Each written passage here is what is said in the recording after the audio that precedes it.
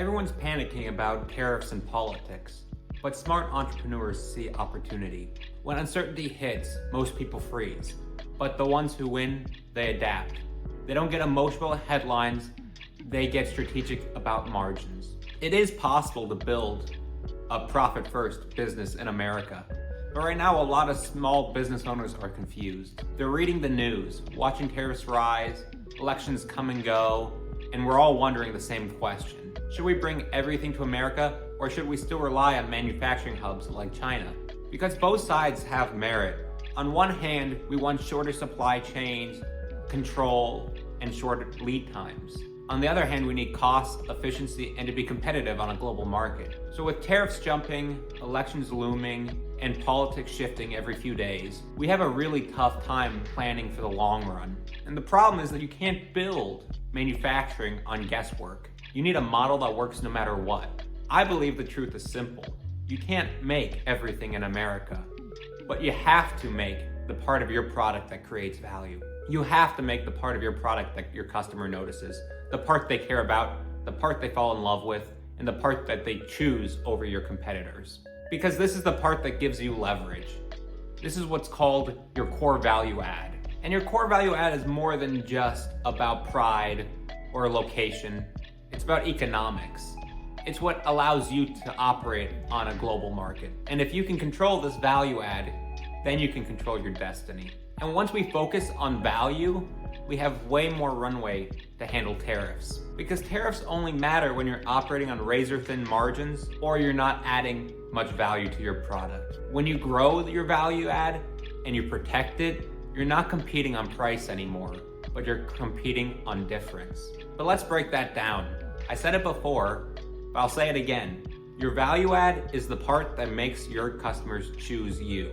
But it's not the part that makes your product, it's the part that sells it. In your case, it might be your design, your precision, your lead time, your speed to market, or any other number of traits. And we can visualize this by looking at some examples.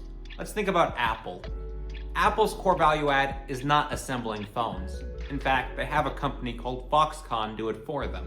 Their value add is in their ecosystem, their design, and their communication with their customer. Or we can look at Tesla. Their value is not in every nut and bolt they use in their car.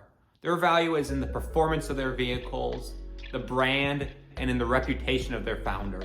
And that's what people pay for. Because if they can't tell the difference, they're just gonna buy the cheapest option. But history shows that if we can make a noticeable difference from our competition, our consumers are willing to pay a premium.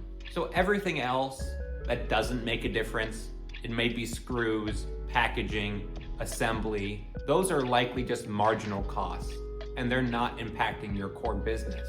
Let's say screws are a few pennies, packaging is a few dimes, and assembly is a few dollars. If you're selling your product for $40, $50, tariffs don't impact you. You're sweating over pennies. Even a 25% tariff will only affect your bottom line by a few cents. It may hurt, but your business will be fine. And that's the simple math. A 25% tariff increase on a $2 component is still only 50 cents. And that may feel like a lot, but as business owners, we have to focus on leveraging our personality and our brand to grow 10x. So instead of sweating over the pennies, let's try to look at building a hybrid model that allows us to utilize this market environment the best. Hybrid means we play both games. We control what drives value here in the United States while outsourcing everything that doesn't drive value. So do your core value work here in the United States and be really, really good at it. You should master it and you should obsess over it. Because that's the part your competition can't easily copy. But on the other hand, we have to outsource all of the non-value add work. The low margin, the heavy time consuming tasks. Because if somebody can do it cheaper, faster, with the same quality, we should be more than happy to let them. And that's how we protect our profits, even in uncertain times. Let's take a look at my company, for example. My company produces home decor made out of concrete and wood. We're not a massive operation, we're very small, and we're very lean. We import wood carvings from China, but make all of the concrete components, quality control, and packaging here in the United States. This is intentional because the carvings are our commodity. The concrete is our craftsmanship. The concrete is what separates us from the competition. It's what we can do that no one else on the planet does. And the customers can tell. For our soap dish, the imported parts are $1.25 from the factory.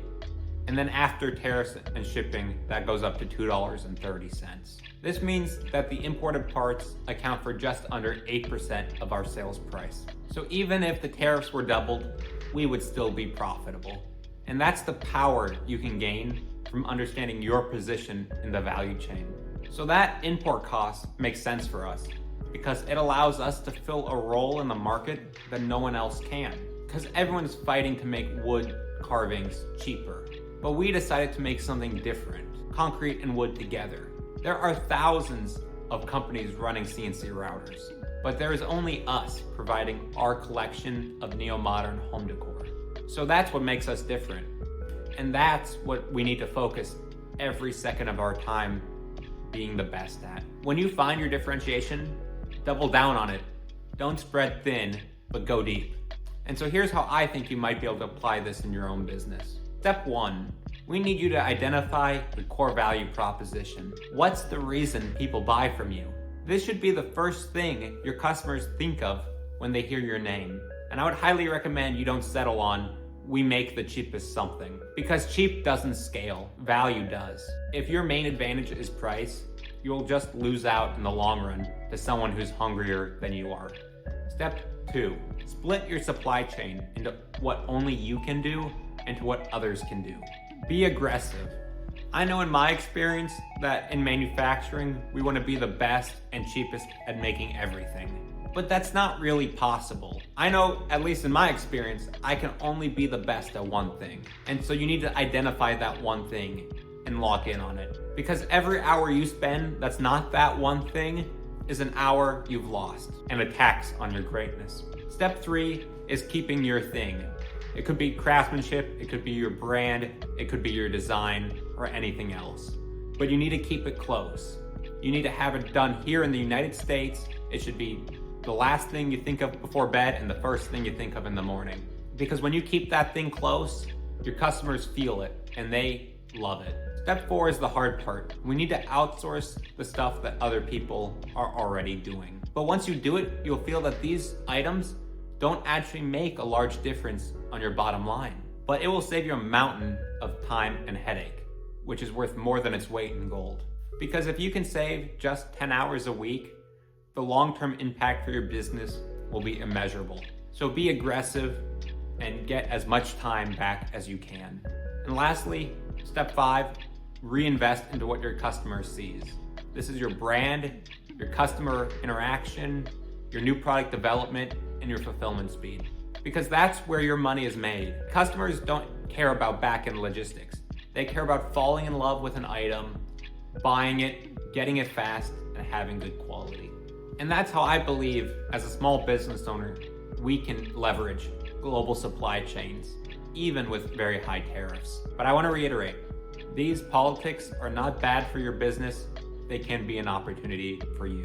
We have to remember that the political environment will always change. It's just natural. Market shifts, policy changes, but business fundamentals stay the same.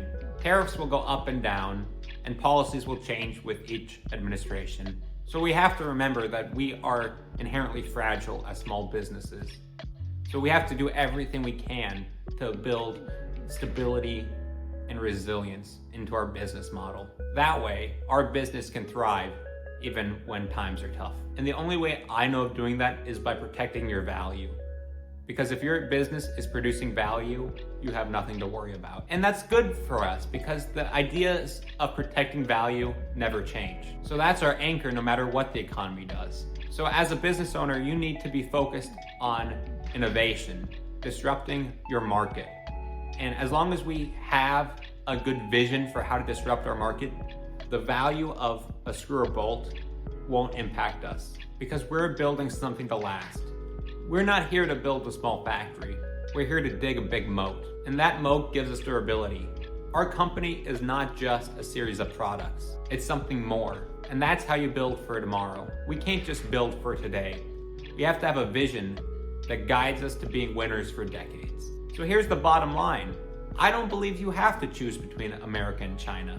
I think you only have to choose where your value lies. If your value lies in craftsmanship, protect it. And if your value lies in time to market, you need to optimize it. And if you have the opportunity, bring it to America. Have as much control over your value as you can. And that's how as small businesses, we can punch above our weight. And how as manufacturers, we can live even in uncertain times. Because this uncertainty is not permanent. It's an opportunity, as long as you know how to look for it. Hey guys, if the video helped you out at all, it'd be amazing if you left a like. It helps out the channel a ton. And if you want to leave a comment, it'd be amazing because I love hearing your stories. But that's all I have for today. Godspeed.